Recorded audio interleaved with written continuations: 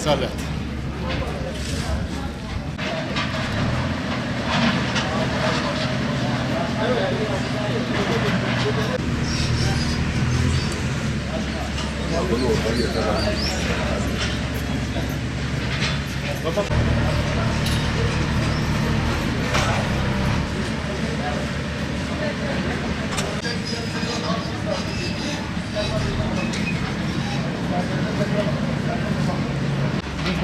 Belediye başkanı diye ben değilim. Kim bu? O onu atıyor, onu atıyor. Abi esnaf bile esnaf kaldı. Ha bu şekilde kaldı. Kimse bırakmadı çalışsın. İndir valla Kimse bırakmadı çalışsın abi.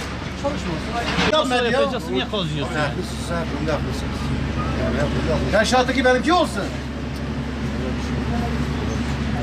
Yani herkesle bu konuda ama çok mağduriyet var. Bir katı ha burada çalışıyor akşama kadar. Dün ben baktım. Özüne taş erekli özüne. Durmuş özüne yine Ya özüne Gırgış ama çalışıyor. kaç kilometrelik yoldur burası Allah Ya 3 aşkına gündür ya. oradan buraya gelmiş bak. 3 gündür buradan buraya kadar gelmiş. Yani çok zor bir şey değil. Şimdi kimse gelecek buraya. Ben de öyle düşünüyorum. Kapatsın abi. Kimse çalışsın. Yoksa kimse demez ki bana. Ülke hiçbir zaman herkes çıkar ortaya gelir. Abi şey bırakmıyor. Esnaf bırakmıyor katı çalışsın orada. Çalışmasın. Ben buna bir şey Tamam çalışsın ben. Bile kalsın. Gerekirse Cumhurbaşkanı'na çıkacak bu. Kim? Yani o duble diye biz buraya yalan konuşuyoruz o zaman. Yani önce buraya yap gel. Bu adam işi görürse en azından. Ya amaç esnaf mağdur onlar. Tabii Abi canım, Gördük tabii. kimse gelemez. Çoğu Ona insanın adam işi ben gücü düşüreyim. bayanlardan da bayanlar şimdi direkt sanayide- kimse gelmez.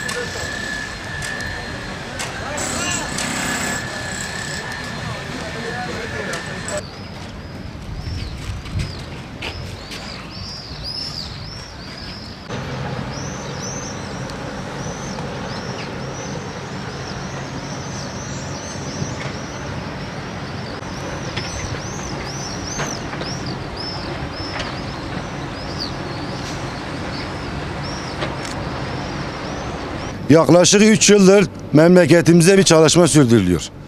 Dere ıslah çalışma projesi. Yalnız herhangi bir yol kat edemedik. Yani esnaflarımız mağdur edildi. Yani herkesin dükkanları yıkıldı. Yani esnaflarımız mağdur bu konuda. Bizim devlet yetkilerimizden bir an evvel çare bulunmasını istiyoruz. Ya çalışmalar durdurulsun ya tez zaman çalışmalar yapılsın. Çünkü esnaflarımız mağdur. Siftah edemeyen esnaflarımız da var. Sayın Başkan dere islahı o yıkılan esnaflardan bahsetti. Bir de yıkılmayan, dükkanı yıkılmayan esnaflarımız var. Özellikle şu anda eski belediyenin orada şu anda bir çalışma, yol çalışması yapılmaktadır. Ama maalesef bir haftadır bu kaldırımlar yıkılmış. Esnaf içeri dahi giremiyor.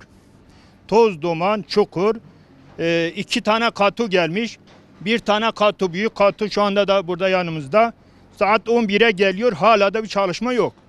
Hala da direksiyonu çevirmemiş. Bir tane küçük katu aşağıda gidip geliyor, o da ne yaptığı belli değil.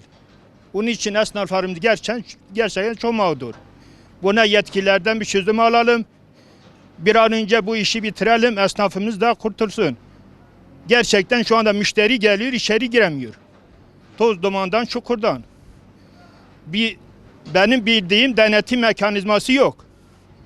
Denetim mekanizması olmadığı zaman da herkes kendi keyfi geldiği gibi çalışma yapıyor. Öyle olmaması lazım.